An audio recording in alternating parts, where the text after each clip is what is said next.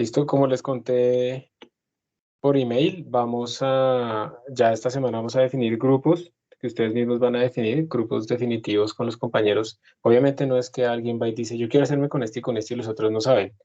La idea es que entre ustedes se hablen, ¿sí? Y entonces una sola persona va a llenar ese formulario por grupo diciendo con quiénes se quieren hacer. Si aparece, me ha pasado, una persona en varios grupos, se escoge con el primero que haya llenado y en los otros se elimina. Entonces tiene que ser muy coordinado, ¿listo? Tienen que hablar con los demás, ponerse de acuerdo con que quieren trabajar, llenan el formulario y entonces van a trabajar de ahora en adelante en ciertos grupos y yo lo lleno al azar con las personas pues que no tengan compañeros que de pronto no conocen a nadie, cosas de ese estilo. Y también se va a implementar una calificación de ustedes mismos a sus compañeros respecto al trabajo.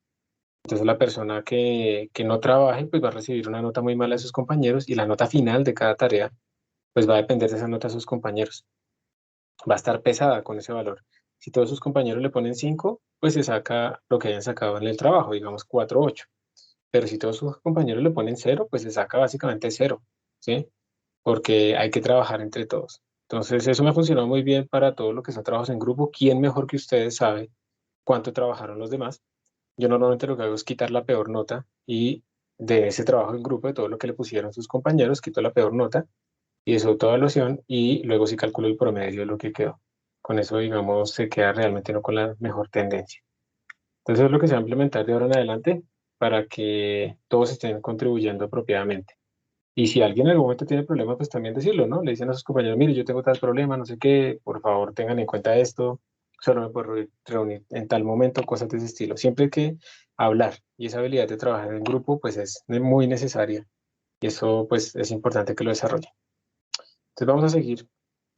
Voy a compartir mi pantalla. Hoy vamos a hacer vamos a terminar de hacer un par de ejemplos de los que hemos estado viendo acá. Voy a meter aquí a la carpeta Overview General y aquí voy a volver a abrir esta de Overview Python. Lo que tengo pensado para la próxima clase es prepararles unos ejemplos de cómo editar videos utilizando MoviePy masivamente. ¿Eso por qué? Es algo que queremos traer, es una automatización, digamos, cuando uno quiere como coger muchos videos y pegarlos, o a todos los videos cortarle los primeros 5 minutos, o detectarles silencios, pero son muchas cosas que uno no quiere hacerlas manualmente. Obviamente no es lo mismo que tratar de editar, y esto espero que le sirva a la persona de comunicaciones y audiovisual que está acá, pero en general eso nos sirve a todos. A mí por lo menos me sirve mucho porque yo normalmente los videos que yo subo a YouTube son estos videos que quedan grabados, pero yo los proceso para que se les quiten los silencios. Entonces eso es lo que vamos a hacer y poco a poco vamos a empezar a mirar más y más ejemplos así de posibles automatizaciones. Entonces, la clase pasada nosotros llegamos básicamente llegar hasta aquí, hasta el notebook, que dijimos que cómo podríamos hacer para dibujar interactivamente, tratar de hacer figuras que fueran interactivas. Entonces, yo voy a ejecutar esta celda. Ustedes me confirman, por favor, que están viendo mi pantalla, si son tan amables. Sí, profe, ahí se está viendo. Sí, profe. Listo, gracias, pero me voy a conectar aquí. Se me está descargando.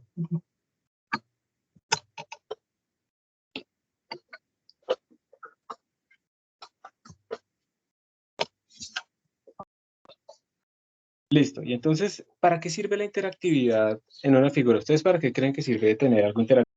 Para poder revisar rápido qué tal están los datos, no sé.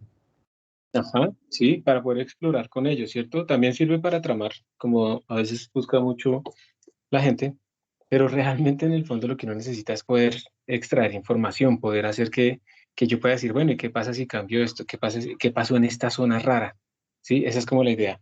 Esta forma de hacer interactividad es muy sencilla, uno simplemente coge y marca como en su sistema y hace zoom y cosas de ese estilo. Esto es muy básica, pero pues ahí está disponible simplemente con colocar Matplotlib Notebook. Con eso es suficiente para que esa gráfica salga ahí relativamente interactiva en cuanto al zoom.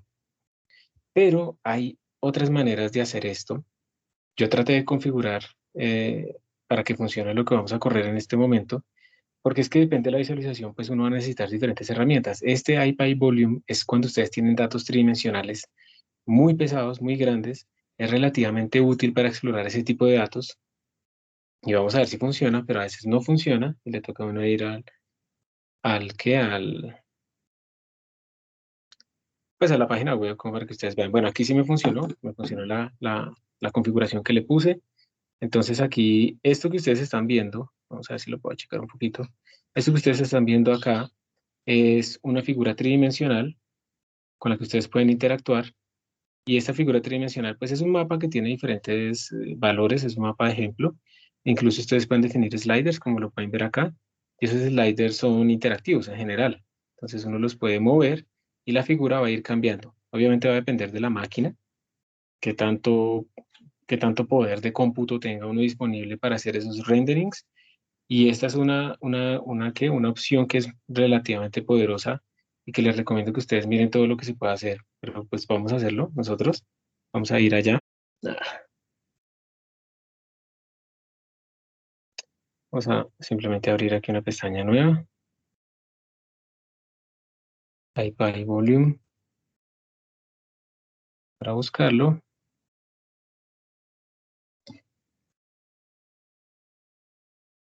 Y pues como ustedes pueden ver ese primer ejemplo es lo que nosotros estamos viendo acá. Si quieren, podríamos, por ejemplo, ver estas figuras de... bueno, ya los está renderizando. Entonces, este es lo mismo que teníamos allá nosotros en el notebook. Es básicamente interactivo en una página web. Entonces, lo pueden montar sin ningún problema. Pueden hacer también, pues, dibujos del típico scatter.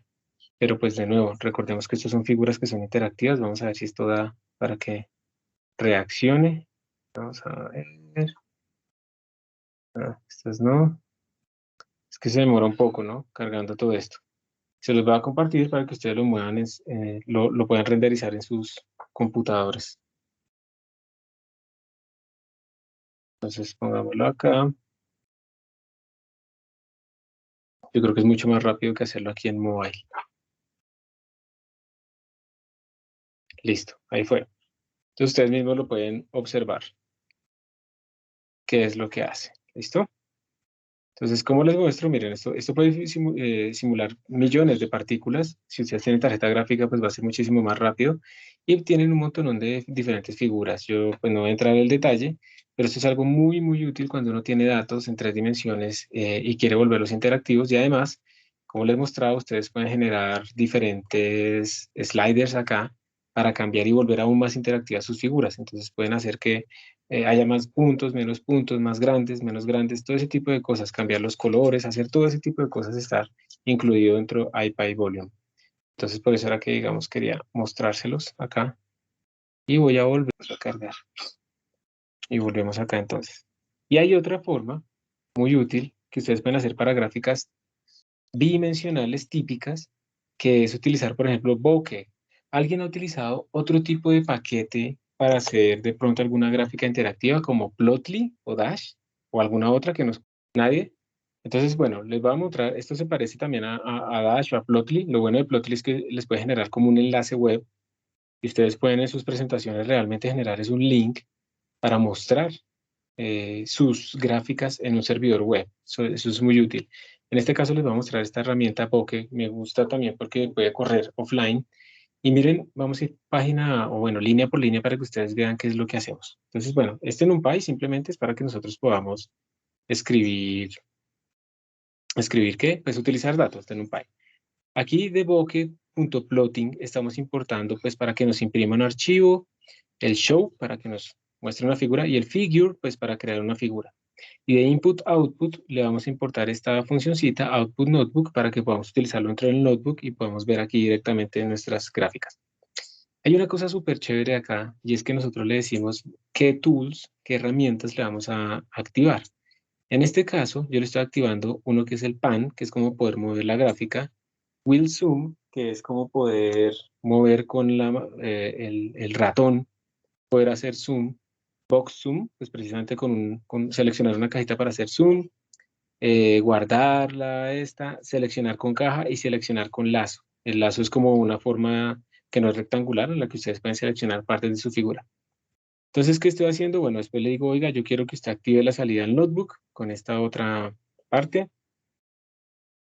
Y esperen a ver si puedo pasar este teclado. Y así no me está saliendo este teclado está constantemente listo. Y luego Entonces aquí estoy generando unos datos. ¿Me podría explicar estos datos qué es lo que hacen? Este linspace, ¿qué es lo que está haciendo? Ustedes ya lo deben saber, pero por si acaso. Profe, pues X es un arreglo de 0 a 4 por pi de 100 en 100. No, O 100 elementos. Ajá. Divide ese intervalo en 100 elementos. sí, ¿Listo? Eso, pero sí, esos son los límites, muy bien. Y entonces y es simplemente el seno de eso. Entonces acá estamos graficando el seno de una función. Estos eran unos datos de 0 a 4pi. Muy bien. Bueno, ¿qué estamos haciendo aquí abajo? Estamos simplemente diciéndole lo siguiente. Estamos creando una figura P, la vamos a llamar. Recuerden que figure era lo que hemos puesto aquí. Entonces estamos creando una figura. Le estamos diciendo las herramientas que queremos activar son todas las que están dentro de esta lista. Recuerdan que tools era como una cadena, ¿no? Que tenía como separado por comas las herramientas que queremos activar. Y también le vamos a decir que queremos activar unos tooltips, que básicamente ¿qué es? Cuando nos paremos en cierta coordenada, queremos que nos muestre el valor de X, y en la coordenada Y que nos muestre el valor de Y. Esto es como cuando ustedes se paran en cierta figura y van moviendo el cursor y les va mostrando los datos. Luego, entonces, yo estoy creando aquí varias figuras, les estoy diciendo, oiga, varias gráficas más bien, varias curvas. Entonces, les estoy diciendo con círculos, utilice este X y este Y llámelo seno de X.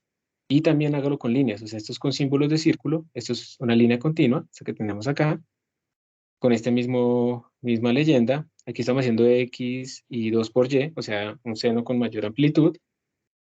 Le estamos diciendo que utilice dash y de otro color. O sea, podemos especificarle pues todo lo que ustedes normalmente especificarían en una figura. Podemos decirle que utilice más bien cuadrados, como estamos haciéndolo acá. Los símbolos son cuadrados con ese color. Aquí quede con líneas.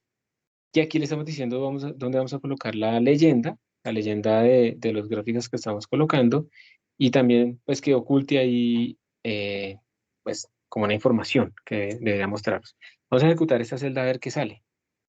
Entonces la estoy ejecutando en este momento y como ustedes pueden ver, ahí sale una figurita, pero miren qué es lo interesante de esta figura. Yo puedo moverme de izquierda a derecha, arriba a abajo, ¿sí lo ven? Yo me puedo mover y esa figura está respondiendo a lo que yo estoy haciendo. Si yo toco, por ejemplo, esta leyenda, miren que se desaparece esa curva. Entonces yo puedo concentrarme solamente en ciertos pedazos que yo quiera. Y es más, si yo quiero como concentrarme, por ejemplo, en esta zona donde tengo como esta cruce de todas las curvas, yo puedo activar aquí a la derecha alguna de estas herramientas. Esas fueron las que yo activé con Tools. Entonces miren, por ejemplo, aquí esta herramienta es seleccionar con el cuadradito. Entonces miren que me mueven las dos cosas al tiempo porque estoy aquí. Ya. Entonces miren, voy a seleccionar solamente esta parte. Y miren que los puntos que quedaron demarcados solamente fueron los que quedaron allá dentro de mi cuadradito, ¿sí lo ven? Eso es horrible porque como se me mueve diferente por lo que estoy aquí en mobile. Entonces uno puede seleccionar diferentes zonas. Y lo podemos hacer también con el lazo, ¿sí? Acá, con este. Y ese lazo, pues como ustedes pueden ver, es completamente irregular. Pues ahí me está respondiendo con el movimiento, además de la página, pero con este también podemos seleccionar. Entonces, esto es lo que lo hace completamente interactivo. Estamos creando una gráfica que es completamente interactiva y con esto, pues podemos nosotros jugar un poquito y ustedes pueden hacer énfasis. Ustedes pueden decir, la curva tal es cuando activamos tal funcionalidad y si la quitamos pasa lo siguiente. Simplemente la desactivan, la dejan de ver, le quitan el énfasis y con eso se quedan solo hablando de una sola cosa. O sea, mejoran su capacidad de exposición y con eso pues ya, está bien. A ver, jueguen ustedes un poquito y me cuentan si les funciona igual, si les funciona bien o no. Sí, profe. Listo. ¿Alguien había utilizado alguna vez Bokeh?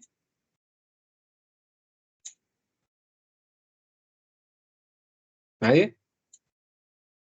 Bueno, entonces si ustedes quieren ver, para que quede claro, miren, si yo llego acá y comento, aquí en Tools, comento esto y le digo que Tools está vacío y vuelvo a ejecutar esta celda, observen que cuando yo la pinto ya no me salen herramientas aquí a la derecha. ¿Listo? Entonces, así ustedes pueden, digamos, activar o desactivar diferentes tools que ustedes quieran utilizar en sus figuras. Y pues esto realmente es relativamente poderoso, ¿sí? Tener ese tipo de cosas. Bueno, esperen, lo voy a comentar, lo voy a dejar igual. Ustedes incluso pueden guardar las figuras, las pueden guardar en un HTML, esta figura, y ese HTML después lo pueden poner en una página web o algo así, y él guarda los datos y guarda la página interactiva, etcétera, etcétera, etcétera, y lo suben.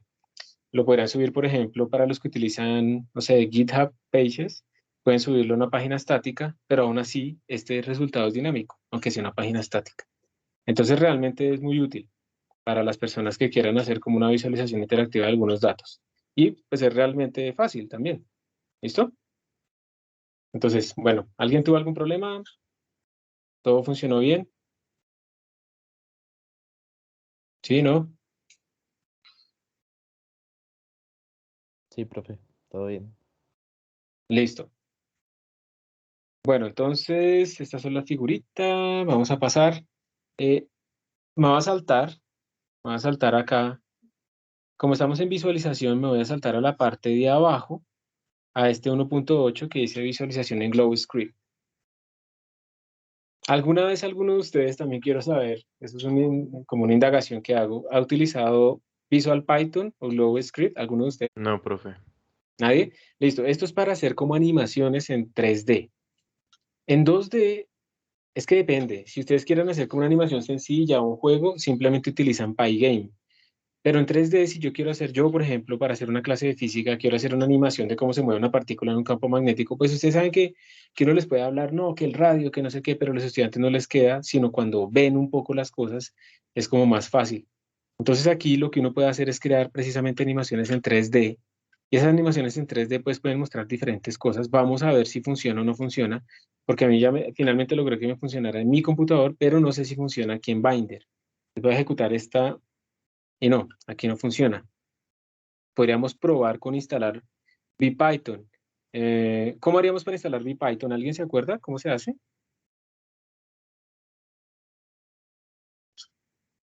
¿Con Dentro Conda o con pip? Con Conda install. pero entonces nos toca ponerle este ampersand, este símbolo de admiración, ¿cierto? Sí, profe. Y vamos a ver, y también le voy a poner -y. ¿Para qué será eso? ¿Alguien sabe? Para aceptar de una vez.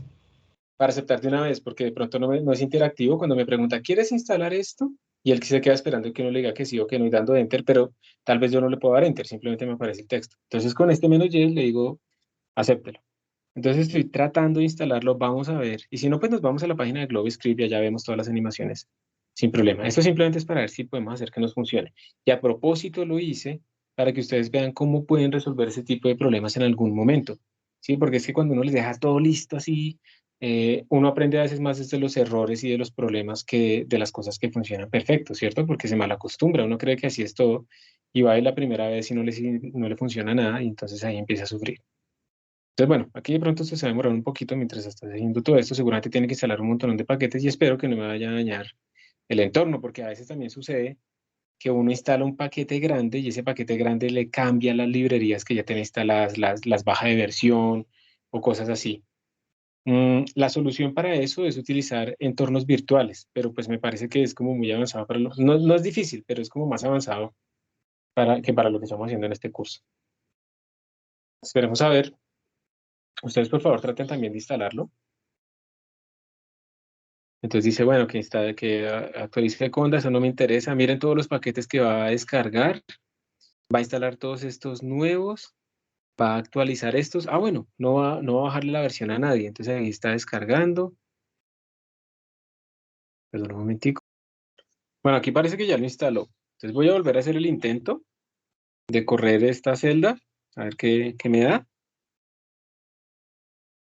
Yo lo que espero es que me salga aquí una caja en 3D y una pelotica rebotando. No se está viendo. ¿Alguno de ustedes? A ver, primero el sondeo. Levante la mano quien instaló VPython y ya le terminó. Dice Manuel. Listo. Y si ejecutas esa celda, Luis, ¿te salió algo? ¿Alguna animación? No, profe, bajé la mano porque no se ha terminado, está en eso. Ah, ok, ok. A mí no me está saliendo, pero lo interesante es que miren que acá el kernel, en esta parte de arriba a la derecha, donde dice Python 3, IPyKernel, la bolita está rellena.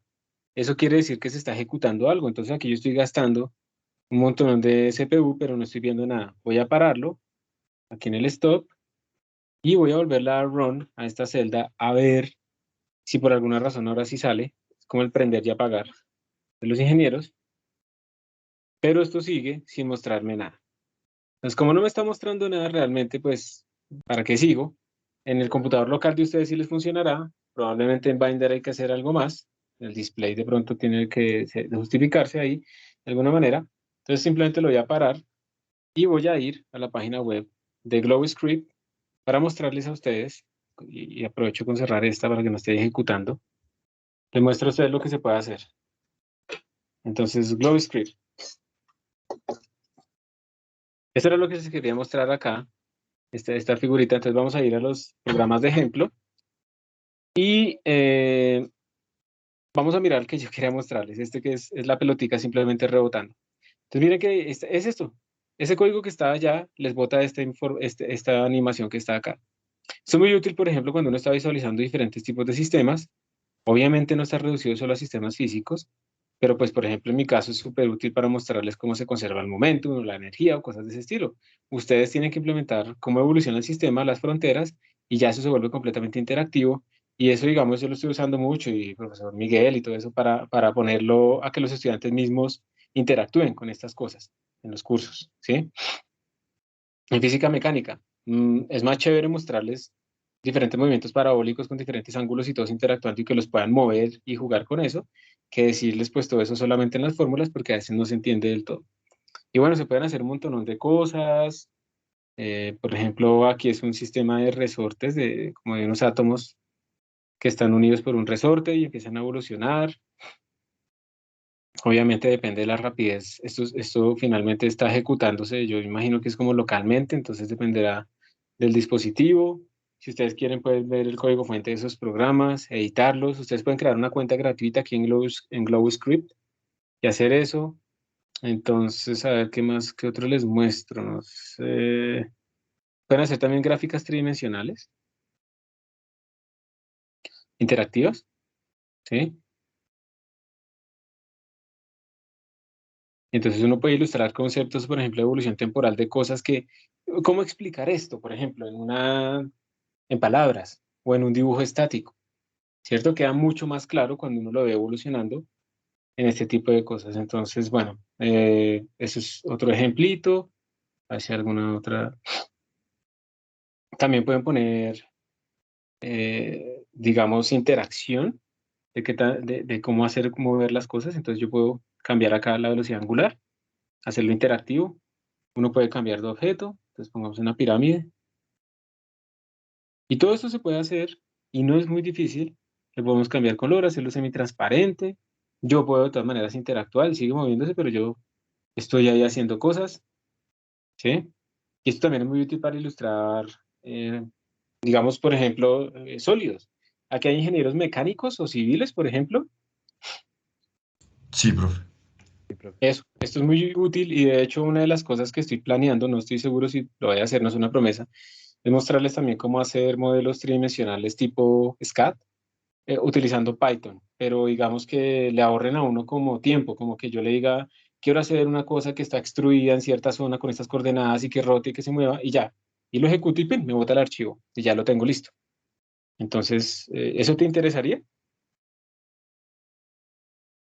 Pues sí, profe. Sí, sí, reduce el tiempo, sí. Eso, es que lo importante para nosotros es que reduzca el tiempo. A veces al principio cuando uno empieza se demora más, pero entonces uno tiene que pensar, esta tarea la voy a hacer muchas veces, ¿sí? Y si la respuesta es sí, o la variación, por ejemplo, de algo es una variación que se puede escribir como un programa, pues eso es una cosa que pues, se puede hacer, digamos, con un script. Pero si es algo que es difícil de hacer, que requiere muchos clics, que no sé qué, pues bueno, hay que ver. Uno también puede automatizar los clics. Y eso es otra cosa que también quiero implementar ahorita en este curso, mostrarles uno cómo puede automatizar los clics, o sea, cómo automatizar, entrar a un computador, hacer clic en el menú inicio, abrir el programa, automatizar todo eso, de tal manera que parezca que uno está trabajando, no mentiras. que uno pueda estar haciendo como una automatización de algo que es mucho más difícil, como entrar a un programa, hacer ciertas cosas, guardar eso, salir del programa, incluso mandarse un correo. O sea, lo que haría un ser humano. Que un ser humano básicamente, ¿qué es para un computador? Una entrada de teclado y una entrada de mouse. Todo eso también lo vamos a mirar. Entonces, bueno, como pueden ver, se pueden hacer muchísimas cosas. Y pues, bueno, no sé, ¿alguien aquí había visto alguna vez GlobalScript? No, profe, nunca. No, profe. ¿No? Listo. Y de pronto, eso sí es un poco más difícil, me parece a mí, pero de pronto también vamos a mirar un poquito de modelación en Blender, utilizando Python. Pero ese como es un poco más complicado, voy a ver si sí se puede simplificar para que podamos realmente nosotros mm, aprender algo, ¿sí? Que no suframos nosotros ahí como viendo algo complicado, sino pues que se quede como lo básico, que es lo que estamos haciendo. No sé si se nos da cuenta, pero lo que estamos haciendo es como enterarnos de otras cosas diferentes, nuevas, que de pronto nos puedan servir. Bueno, voy a volver acá, ojalá no me lo haya matado. Vamos a volver a dónde era que estábamos, en Bucket, ¿cierto? Y entonces habíamos pasado al processing con PDFs. Aquí ahora viene como una parte de procesamiento de documentos. Esto es simplemente un ejemplo. Nosotros vamos después a hacer todo un módulo, toda una clase asociada a cómo procesar Excel, a cómo procesar de pronto PDFs, ¿listo? Cómo generar reportes. Ahorita, por ejemplo, las universidades están participando, los grupos de investigación en la convocatoria de clasificación de grupos y hay mucha tarea por automatizar. Por ejemplo, toca leer todos los CVLAC, todos los GRUPLAC, de todos los grupos y todos los productos y sacar todos los años y comparar si todo eso coincide con la base de datos interna de investigación. Y eso hacer la mano como se está haciendo es terrible, o sea, es un montón de tiempo y trabajo. Si uno pudiera parsear, por ejemplo, todas esas páginas web automáticamente y todos esos datos extraerlos y meterlos en un Excel y luego cogerlo de la cosa interna y meterlo también, bueno, en un Excel, una base de datos, y luego empezar a comparar uno por uno habiendo uniformizado todos los campos, pues sería muchísimo más sencillo. Obviamente se moriría un montón al principio, pero luego la cantidad de tiempo que eso ahorraría sería gigantesco. También está, por ejemplo, para firmar constancias, para enviarle a la gente que le falta, o sea, ahí hay muchísimo trabajo porque es de una escala terrible, o sea, es fácilmente, hay que inscribir en la universidad 1500 libros, sacarle todos los datos del ISSN, no sé qué, verificar que eso exista, verificar que la página web exista, verificar un montón, y eso hacerlo a mano absolutamente todo, por lo menos la recopilación, pues no tiene sentido. Hay mucho trabajo por hacer ahí. Por ejemplo, si uno quiere procesar Excel, tiene dos opciones. Una es utilizar pandas, que también va a ser parte de otra clase, que es como el santo grial, pues más bien el estándar, más bien de procesamiento de datos. Y la otra es, pues, modificarlo directamente. Pandas es como hacer análisis de datos y poder como manipular los datos y luego extraer conclusiones. Eso que les voy a mostrar acá no es tanto eso, es como poder crear archivos de Excel directamente y poderles manipular el formato. O sea, ustedes podrían, por ejemplo, tener un montón de datos, procesarlos con pandas, sacar información, etcétera, y luego ya lo que quieren reportar, ponerlo también en un Excel, pero no simplemente como una tabla y ya, sino cambiarle el formato, ponerlo en negrita, con colores, que sí, guayabero, bueno, como sea, pero lo importante es que pareciera que es algo que hizo alguien, pero está todo automatizado. Este libro de Automate the Boring Stuff with Python se lo recomiendo, pues realmente ahí saco muchas de las cosas que hacemos acá. Entonces, por ejemplo, si ustedes instalan esta librería OpenPy Excel, ese OpenPy Excel lo vamos a importar acá, como está en esta línea, ¿sí?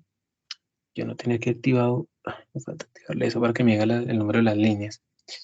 Estoy importándolo como XL. Luego le estoy diciendo, mire, dentro de la carpeta Files, que está aquí dentro de este repositorio, hay un Excel, se llama excelexample.xlsx, ¿listo? Luego estoy diciendo que mi imprima ese workbook, ¿qué es? Entonces él me va a decir qué es.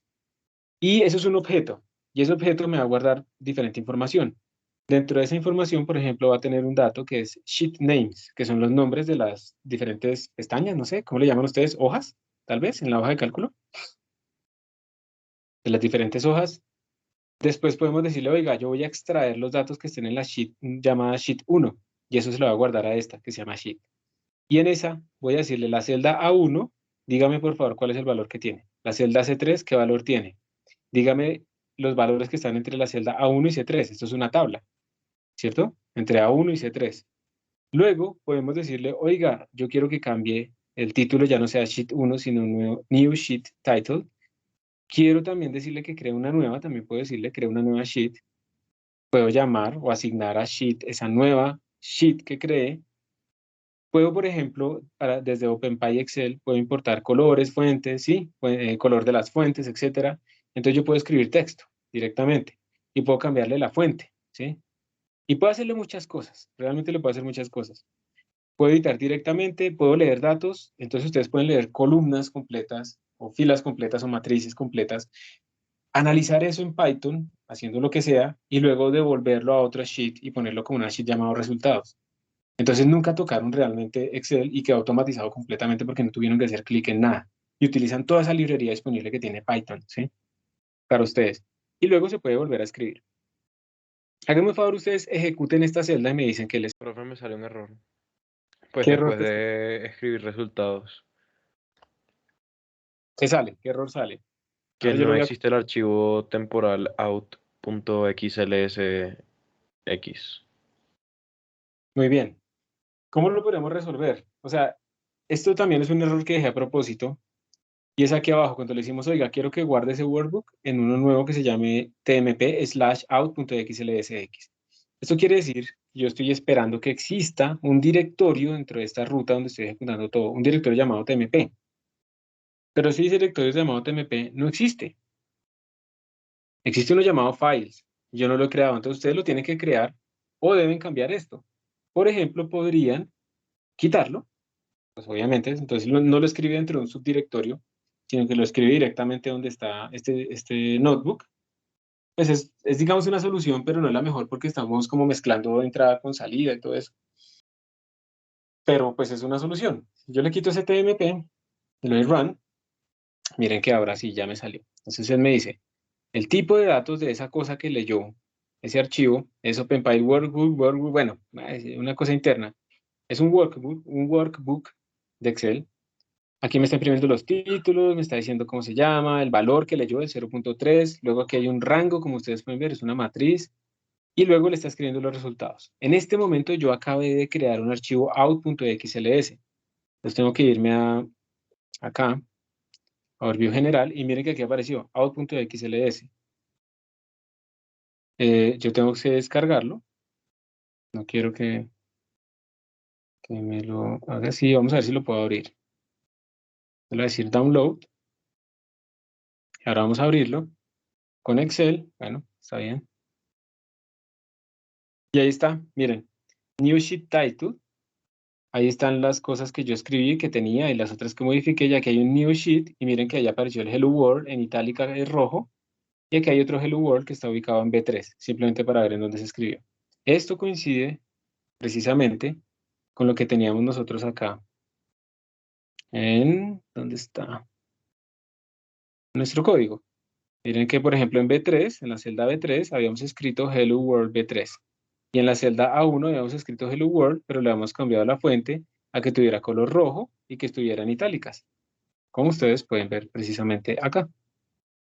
Entonces es una forma de no solo crear tablas en Excel, sino manipular básicamente todo el formato. Y ustedes pueden hacer absolutamente todo lo básico que necesitan hacer de formateo en estos datos.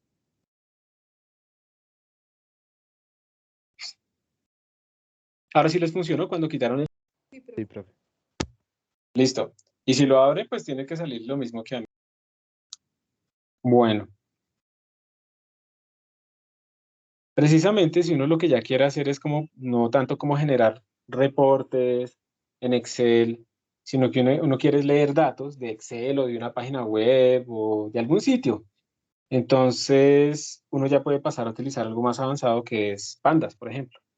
Y Pandas lo que hace precisamente es darnos toda una infraestructura para analizar datos. Como les digo, puede leer de un archivo de texto, de un CSV, de un Excel, de una página web, de donde quieran. O sea, las fuentes de entrada para Pandas son gigantescas, incluso de una base de datos. Uno lo puede conectar a una base de datos. Y yo hace poco, bueno, yo no soy muy bueno en Excel, yo sé lo básico.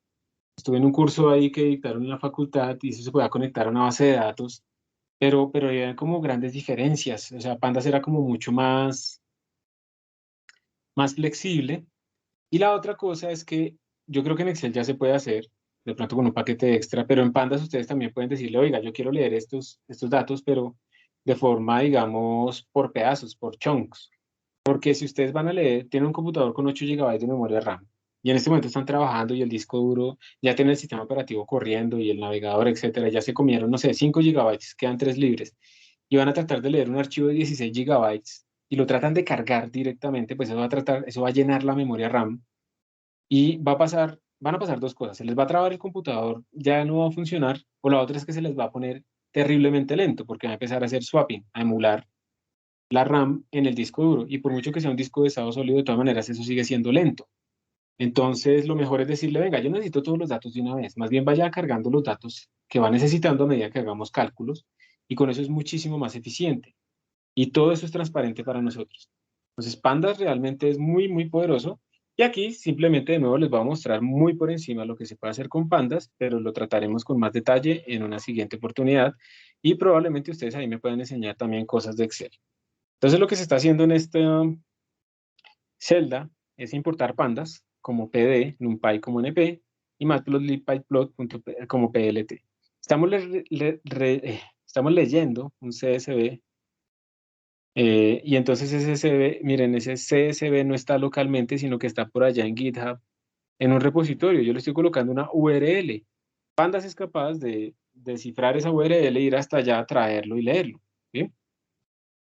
Entonces yo voy a ejecutar esta celda, él ya lo leyó, y aquí en esta df.info yo le estoy preguntando, venga, cuénteme usted qué fue lo que leyó, deme una información básica. Entonces él le está diciendo, mire, usted lo que tiene aquí es un pandas data frame es como una tabla en pandas, tiene 105 entradas indexadas de 0 a 104, tiene 5 columnas, o sea, 105 filas, 5 columnas, esas columnas tienen estos títulos, el rango, la ciudad, el estado, la población y la fecha en la que se hizo el censo. Entonces, estos simplemente son como unos datos de censos. El rango, por ejemplo, es un entero de 64 bits. Eso simplemente es la indexación de las filas. La ciudad, entonces se lo llama object porque es realmente una cadena. Eso son cadenas, ¿cierto? Los estados también son cadenas. La población, la población la está tratando aquí como una cadena, aunque sean números. Entonces, eso, si uno quiere sumar, pues tiene que tener cuidado porque si sumamos dos cadenas, lo que hacen es concatenarse. Entonces, hay que volver los números antes. Y la fecha lo llamó object, pero también será bueno volverlo a una fecha. Entonces dice que los tipos de datos que está utilizando de enteros 64 bits es uno solo y de object son 4. Y la memoria que está usando en este momento son apenas pues 4.2 kilobytes. ¿Listo? Yo le puedo preguntar, cuando son muchos datos, deme su cabeza, su head. Y le digo que solamente los 4 primeros. Y aquí está la tablita, los 4 primeros datos que leyó. ¿Sí? Entonces, recuerden que el rango es una columna que leyó y a la izquierda de los rangos de todos nuestros data frames siempre se va a poner el índice. Entonces observen que están negritas, 0, 1, 2, 3. Esos son como los índices de cada una de las filas. Y pues tenemos la columna de rango, la ciudad, el estado o el país, más bien, ¿sí? El estado como país, la población y la fecha. ¿Ok? Antes de seguir, quiero saber si alguien tuvo problemas ejecutando esto de lectura del CSV. ¿Alguien tuvo algún problema o todo funciona? Bien, profe. Bien, listo. Entonces, eso es lo que hace el head. Uno también le puede preguntar. Aquí les estoy simplemente mostrando una de las tantas cosas que se pueden hacer. Uno le puede preguntar los tipos de datos que maneja por columna. Ya sabemos que el rango son enteros de 64, muy largos. Y los demás son objetos, porque son cadenas. Y ahora, bueno, aquí viene la cosa interesante. Eso es simplemente un abrebocas. Traten de pensar un momento qué se está haciendo acá. Lean un momento esa línea y luego lo vamos a explicar. ¿Listo? Allá al final hay un comentario, pero traten ustedes de descifrar qué se está haciendo ahí. Reemplazar las comas por, o sea, quitar las comas. Eso es una de las partes que se está haciendo, muy bien. Entonces, muy bien, vamos a hacerlo como de adentro hacia afuera, ¿cierto? Entonces, esta primera parte, esta parte interna, lo que está haciendo es utilizar simplemente la función replace, donde le estamos diciendo, oiga, quiero que todos los sitios donde haya coma, recuerden que miren la población cómo se está escribiendo, con unas comas, ¿cierto? Quiero que todas esas comas las quite. Eso es lo que le estamos diciendo. Todas esas comas quiero que las quite y las borre. Le estamos diciendo reemplace las comas por nada. Eso es básicamente borrarlas. Pero luego, ¿qué significará esto? ¿Por qué lo meto dentro de int? ¿Qué significará eso? Que lo que queda que lo transforme en ¿qué? En un valor numérico. En un valor numérico entero, ¿cierto? Pero yo no podía hacerlo con esas comas. Entonces por eso primero le quité las comas. Primero utilizo que es una cadena, le quito las comas. Eso es como una limpieza de datos. Ahora lo estoy convirtiendo en un entero. ¿Y quién es X? Pues eso es una función o un lambda.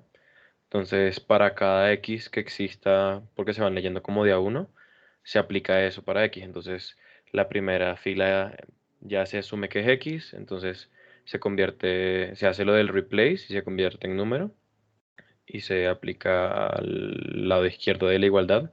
Luego pasa a la siguiente y así. Lambda es, no recuerdo, pero es programación funcional. Sí, esto es una función lambda. Digamos que estas funciones lambda son funciones, pero son funciones en línea que yo no declaro como antes. ¿Se acuerdan que antes las funciones las declarábamos como def? Entonces yo podría declarar una función que se llama def remove colon y entonces recibe una cadena y retorna esa cadena punto replace. Puedo hacer todo eso, pero si yo no necesito definir esa función porque no la voy a usar más sitios, puedo utilizar una función lambda. Y una función lambda, pues es también una función, simplemente la llamamos lambda es porque no la estamos generando como un objeto como tal, sino que va a existir aquí en línea en ese alcance. Y esta función lambda, pues solo recibe un argumento que se llama x y lo que va a hacer es eso que está ahí después de los dos puntos. Entonces, hemos definido, hasta ahora lo que está aquí subrayado, hemos definido una función lambda que le quita la coma a las cosas y lo convierte en entero. Pero esa función lambda, ¿para qué me sirve? Precisamente porque lo que estamos haciendo es decirle al data frame, ¿se acuerdan que se llamaba df acá? Le estamos diciendo, venga, data frame, vaya por favor a population, a toda esa columna de population, y a cada uno de los elementos aplíquele esto. La función apply es muy poderosa, porque uno lo que está haciendo es decirle a cada uno de los elementos les aplica la función lambda, exactamente como explicó Luis. Entonces estamos aplicando a cada uno de los elementos de population esta función lambda, pero no estamos sobreescribiendo a population, estamos creando una nueva columna. Entonces piénsenlo como si fuera un Excel. Ustedes tienen una tabla, están creando una nueva tabla, una nueva columna que se llama, cuyo título es Numeric Population, y esa nueva columna es haber hecho una función en donde cogen la cadena de population y la convierten en entero. ¿Listo? Entonces esa línea lo que está haciendo es eso, como cuando ustedes crean una función y luego la arrastran. ¿Cómo harían ustedes eso en Excel para yo ir aprendiendo? ¿Cómo harían para coger una cadena de texto que tiene esas comas y convertirla en entero?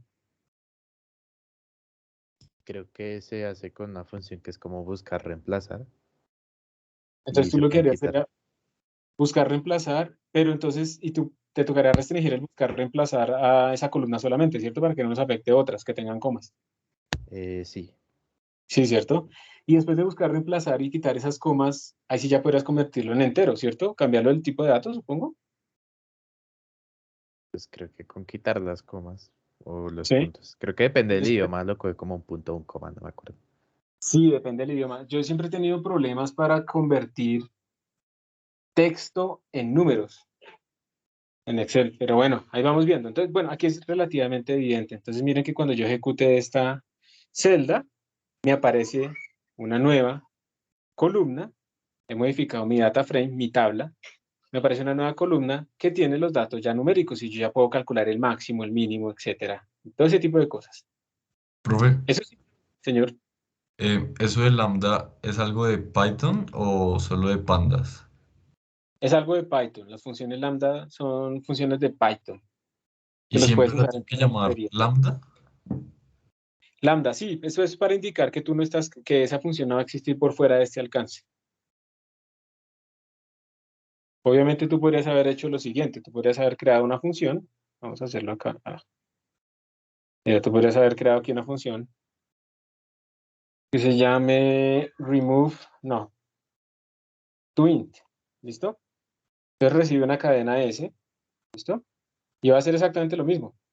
Lo que va a hacer es return int, y entonces sería s.replace, no estoy utilizando el poder de, de copiar, ¿cierto?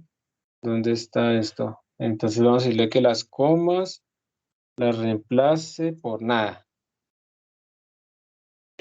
Ok, yo puedo definir esta función, pero mira que cuando yo defino esta función la estoy dejando disponible para todo el resto de gente. Y de pronto no necesito eso, eso es llenar mi espacio con más funciones que tal vez no necesito. Y bueno, esto yo voy a comentarlo, y entonces en vez de utilizar la función lambda, yo le podría decir, y no sé si esto me funcione, la verdad, que utilice la función toInt. Vamos a ver si funciona. Ah, es que escribí mal return. Supongamos que ese es return, listo. Y mira que hizo lo mismo, ¿sí ves? Entonces, simplemente es, si tú no necesitas crear esta función para usarla después, sino solamente es en este alcance, pues tú puedes utilizar simplemente una función lambda. También una cosa buena de las funciones lambda es que a veces tú tienes funciones, por ejemplo, que reciben dos argumentos, digamos que esto tiene dos argumentos, S y T, ¿sí? Por ejemplo. Entonces tú puedes utilizar una función lambda para convertirla localmente en una función que recibe un solo argumento, por ejemplo. Tú puedes decirle apply lambda de x, y no, pero no van a tirar este de acá. Y está el original, siempre que lo que funciona no hay que sobreescribirlo. Entonces yo le podría lambda de x va a ser llamar a mi función toInt utilizando sx, no sé, un valor por defecto que le quieras dar a la otra cosa. Entonces mira que esto básicamente lo que está haciendo es coger esta función toInt, que es de dos argumentos, fijarle uno de los dos, y con eso lo convertimos en una función de un solo argumento, que es lo que hace la función apply acá. Entonces las funciones lambda también te permiten hacer este tipo de trucos. Entonces sirven, por ejemplo, para no crear funciones que no necesito después, como limitar ese alcance y ser mucho más claro de qué es lo que quiero hacer localmente, pero también sirven, por ejemplo, para cambiar el número de argumentos de mis funciones sin tener que crear otras funciones extra y cosas de ese estilo. Entonces son funciones muy útiles, ¿listo? Listo, profe, muchas gracias. Con gusto. Entonces voy a dejar aquí otra vez el que sí funcionaba, el original. Podríamos tener otra en esa misma celda que también se llame lambda, pero que haga otra cosa, o no se puede con Claro. un nombre. Sí, señora, sí, lo puedes hacer, porque esta función lambda que tienes acá, pues solamente, digamos, tiene este alcance local aquí en esta zona. Y lambda, digamos, es una palabra clave, entonces tú lo puedes usar cuantas veces quieras.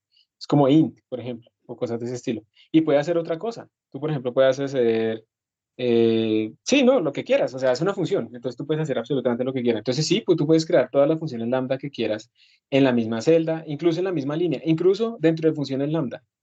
Pueden haber más funciones lambda y cosas de ese estilo. Es muy poderoso. Bueno, profe, gracias. Con gusto. Entonces, bueno, esto realmente sí le abre a uno. Entonces, bueno, para que ustedes vean, esto simplemente fue un abrebocas, ¿no? De pandas. Luego lo vamos a ver más. Vamos a ver. Yo, por ejemplo, siempre me confundo con las tablas dinámicas, pero vamos a ver que con pandas, precisamente, las tablas dinámicas son relativamente fáciles de hacer, y de agrupar y de analizar.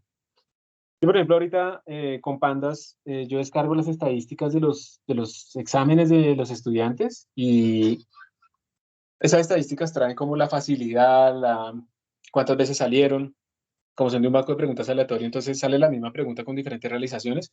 Entonces, utilizando pandas, simplemente cojo y agrupo todas las realizaciones en una sola, utilizando la base del nombre de la pregunta y eliminando variación tal y no sé qué.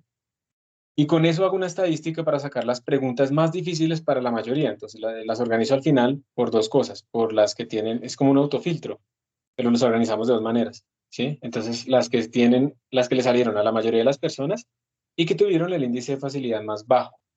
Entonces, con eso, cuando uno hace una realimentación a los estudiantes, no tiene que hacerlo en un examen que pueden salir 100 variaciones, no tiene que hacerlo 100 veces, con 40 preguntas, sino que uno lo hace con las 5, 6 o 7 que fueron más difíciles para la mayoría. Bueno, aquí supongo que algunos han utilizado pandas alguna vez, pero bueno, esa es la idea. Y bueno, aquí esto ustedes ya lo conocen un poco, que es la manipulación de imágenes. Entonces aquí simplemente pues estamos utilizando Scikit para hacer la manipulación de imágenes. Está el zorrito, ese zorrito se llama Face dentro de los datos de SciPy. Aquí está el zoom que habíamos dejado de tarea una vez, ¿se acuerdan? El zoom para que saliera en verde, entonces por eso no me quedo ahí. Podemos invertirlo, obviamente, ¿sí? Hacer un flip. Y para que uno no se ponga a sufrir con el número de columnas y de filas y no sé qué. No, eso ya uno lo hace con estas funciones y esto le hace a uno todo. Y esto también era una tarea, ¿cierto? Que hemos hecho antes, que es la rotación. Y él se encarga extender apropiadamente las cosas.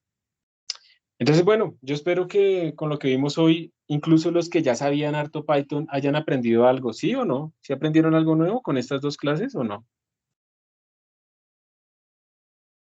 Pues con lo de Visual Python, sí, porque nunca lo había escuchado, la verdad. Bueno, al menos. Entonces, ahí les queda, digamos, como ese overview general y poco a poco vamos a seguir viendo algunas librerías que podrían en algún momento servirnos para automatizar diferentes tareas. ¿Ok? También les voy a mandar entonces esta semana esa encuesta para lo de los grupos. Y bueno, así que vamos. Muchas gracias por su atención. ¿Alguna pregunta o duda en este momento? No, profe.